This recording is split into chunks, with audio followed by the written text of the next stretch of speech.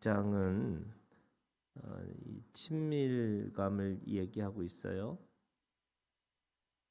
그래서 하나님이 우리에게 주시는 원복을 가지고 살아가는 사람들에게 하나님을 더 많이 알고 또 하나님을 더 사랑하는 것을 통해서 우리가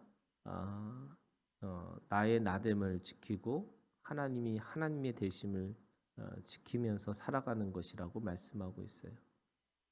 하나님이 사람을 만드시는 두 가지 목적이 있으신데 하나는 증인의 삶으로 살라고 말씀하시는 거예요. 그래서 그 증인의 삶이라는 것은 하나님이 옳고 마귀가 틀렸다라는 것을 아주 분명하게 내 육신으로 증명해야 된다라고 말씀하세요. 두 번째는 하나님이 내 안에 내가 하나님 안에라고 하는 그래서 하나님과 내가 한 몸을 이루는 사랑하시기 위해서 우리를 만드신 거죠. 그래서 하나님을 찬양하는 자로 세웠다는 말은 증인의 삶과 하나 되는 삶으로 그것을 이 찬양의 이 목적으로 세우시는 거예요. 그런데 그래서 6장에서 계속해서 뭐 하라고 그러냐면 은밀하게 하나님과 깊은 교제를 나누라 이렇게 말씀하고 있는 거죠. 그래서 하나님과 깊은 교제하기 위해서는 하나님이 우리에게 주신 도구가 기도예요. 그래서 기도하라는 거죠. 하나님과 내가 하나 되는 것을 지키기 위해서 기도해야 되는데 기도에도 수준이 있는 거예요. 처음에는 내 몸을 위해서 기도하는 거고 그래서 일용할 양식을 위해서 기도하는 수밖에 없죠. 왜냐하면 우리가 가지고 있는 삶이라는 것은 결코 이 육신의 삶은 물질을 떠나서 살 수가 없기 때문에 내가 가지고 있는 요구가 하루하루의 삶을 살기 위해서 그렇게 기도할 수밖에 없어요. 그런데 그것으로 살아가는 게 아니라 두 번째는 그 기도 육신의 기도를 구하는 것뿐만 아니라 오늘 우리가 옆에 있는 사람을 위해서 중보하는 거죠. 그게 이웃을 위해서 기도해 주는 중보의 기도예요. 하나님이 사랑하셨기 때문에 오늘 우리도 그 사랑의 표시로 남을 위해서 내 이웃을 위해서 기도해 주는 거예요. 그리고 나서 좀 더 성숙해지면 하나님의 나라를 위해서 기도하는 거죠. 그게 오늘 33절에 있는 말씀에 보면 그런즉 너희는 먼저 그의 나라와 그의 의를 구하라 이렇게 이 구하라라는 말씀은 기도하라는 거예요. 그래서 우리가 육신을 위해서 이웃을 위해서 하나님의 나라를 위해서 그렇게 구하는 기도를 드리는 삶이 하나님을 더 친밀해지는 거죠. 먹고 마시는 걸 위해서 기도할 수밖에 없는 존재가 있어요. 그런데 그걸 통해서 뭘 배우냐면 하나님 아버지의 사랑을 깨닫는 거죠. 내가 기도할 때마다 하나님께서 공급해 주는 사랑을 경험해요. 그러고 나니까 내 이웃이 보여요. 그 이웃을 보고서 또 기도하다가 보니까 하나님이 이 세계를 움직이시는 그 하나님의 세계를 경험하는 거예요. 또 그러다 보니까 좀 더 자라나서 이제 그의 나라와 그 의를 구하는 그 높은 차원까지 우리가 더 하나님 앞에 기도하는 자가 됐다는 거죠. 여기서 나라와 의라는 것은 같은 개념이에요.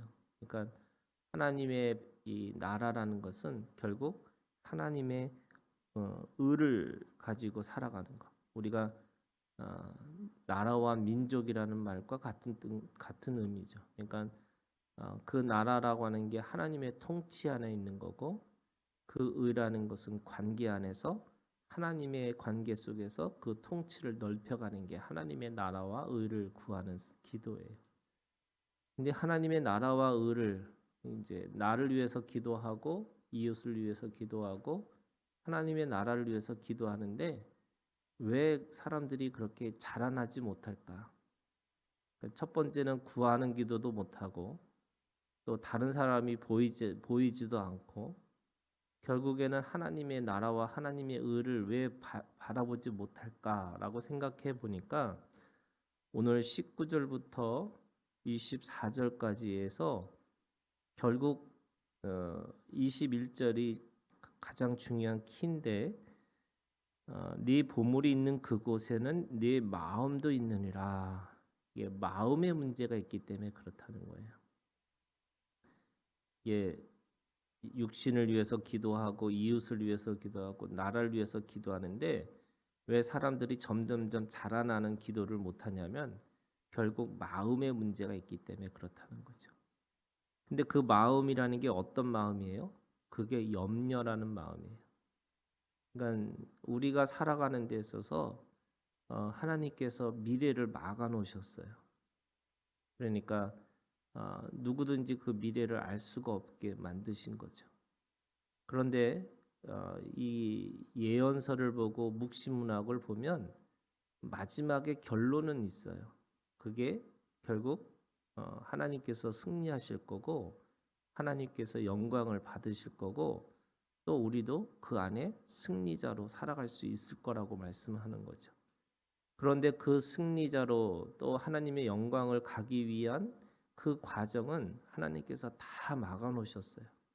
왜냐하면 그거를 다 보여주시면 결국 하나님을 믿을 필요가 없는 거죠. 믿음이라는 것이 작동할 이유가 없어요. 그렇기 때문에 우리가 믿음을 사용한다는 것은 결국 미래에 대한 이 모든 사건들을 하나님 앞에 드려진다는 거거든요. 그런데 그렇기 때문에 이 미래가 어떻게 될지 모르기 때문에 사람들이 가지고 있는 이 마음이 염려라는 마음이에요. 근데 염려라는 마음을 왜 가질 수밖에 없느냐? 오늘 이 세 가지를 얘기하고 있어요. 첫 번째는 보물이 있는데 땅의 보물과 하늘의 보물이 차이가 있다는 거예요. 먹고 살기 위해서 어떻게 하냐면 우리는 땅의 보물을 창고에다가 거기다가 둬야 되는데 썩고 새하고 없어지는 것이라는 거예요. 그런데 하늘의 보물은 영원하다는 거죠. 그러면 내 마음이 어디 곳에 있어야 되냐면 하늘 이 창고에 하늘의 보물에 우리의 마음이 있어야 되는데 거기에 있지 않고 이 두 가지 때문에 이 두 마음 때문에 힘들다는 거죠. 두 번째는 눈이 있는데 좋은 눈이 있고 성한 눈이 있고 나쁜 눈이 있다는 거예요.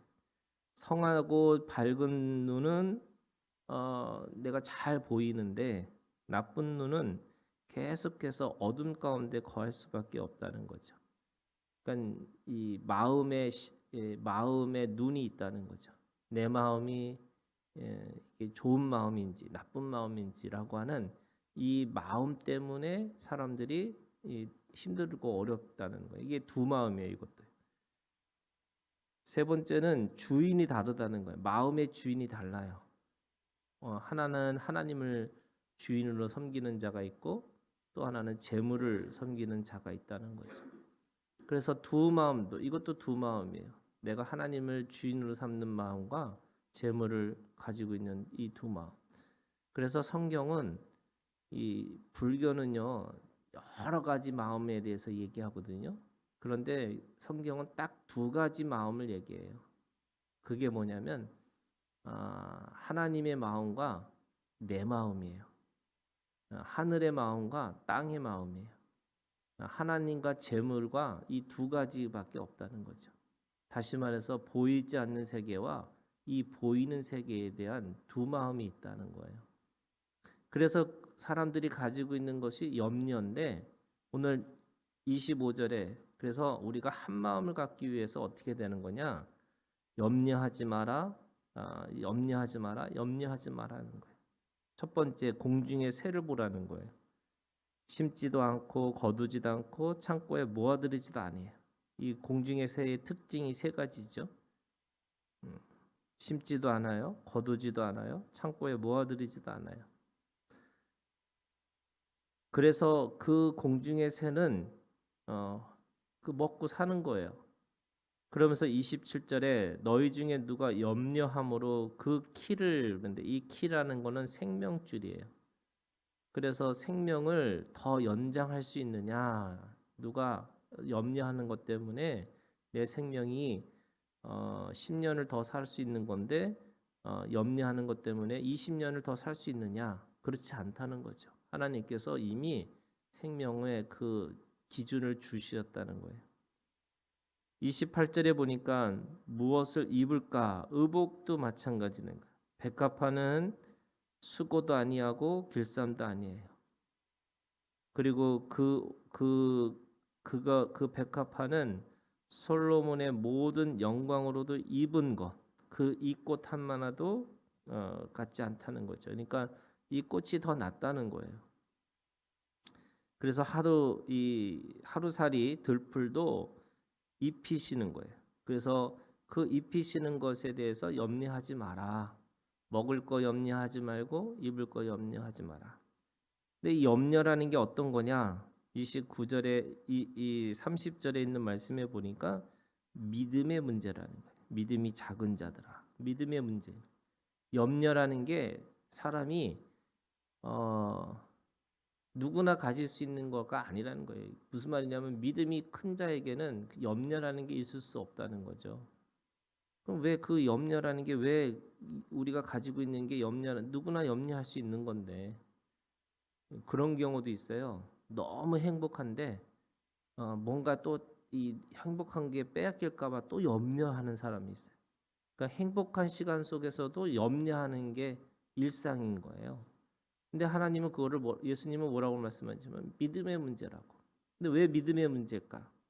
오늘 그게 이 24절부터 25절부터 계속 얘기하고 있는 게 뭐냐면요. 아버지예요. 아버지를 믿으라는 거예요. 아버지하고 아무 상관없는 공중의 새, 들의 백합화, 그리고 들풀도 아버지인데 다 입히시고 먹이신다는 거예요. 그런데 아버지인데 너희는 그 아버지가 있는 존재들인데 왜 염려하고 왜 무엇을 먹을까 입을까를 염려하고 있냐고. 아버지가 계시는데. 그러면서 뭐라고 말씀하시냐면 32절 이는 다 이방인들이 구하는 것이라. 이방인들이 뭐예요? 고아예요. 고아는 자기가 먹을 거 입을 거 다 자기가 준비해야 되는 사람들이에요. 왜? 아버지가 없으니까. 그런데 믿음의 사람들, 하나님의 이 백성들은 아버지가 있다는 거예요. 그래서 그 아버지가 염려하고요. 그 아버지가 다 알아서 미리 준비해서 그 생명을 다 연장시키고 하나님께서 그 아버지께서 다 그것을 준비하고 계시다는 거예요. 그래서 32절에 너희 하늘 아버지께서 이 모든 것이 너에게 있어야 할 줄을 아시니라. 그러면 우리가 염려라는 마음이 생기면 생길수록 아버지를 생각하는 거죠. 아버지를 기억하고 사는 거죠. 그래야지만 무슨 기도가 돼요? 33절에 너희는 먼저 그의 나라와 그 의를 구하는 기도를 할 수 있다는 거예요. 하나님의 나라를 위해서 기도하는 거예요. 하나님과의 관계를 위해서 기도할 수 있는 사람이 되는 거예요.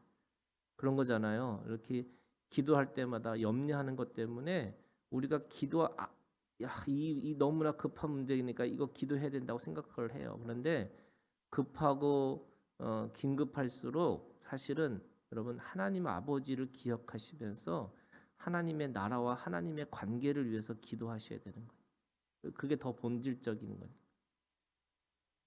그 나머지는 하나님 아버지께서 다 하시니까 하나님께서 준비하신다는 거예요. 그런데 34절이에요. 내일 일을 위하여 염려하지 말라. 내일 일은 내일이 염려할 것이요 한날의 괴로움은 그날로 족하니라. 괴로움이 있다는 거잖아요. 사람이 살면서 이 괴로움이라는 게 있다는 거예요. 이 괴로움이라는 원어로 가니까 그게 자연재해예요. 사람이 살면서 인생을 겪으면서 자연의 재해를 경험할 수밖에 없어요. 누구나 겪을 수밖에 없는 거죠. 그런데 그러면 그 괴로움을 어떻게 하느냐? 하루만 이 문제에 대해서 하루만 염려하라는 거예요.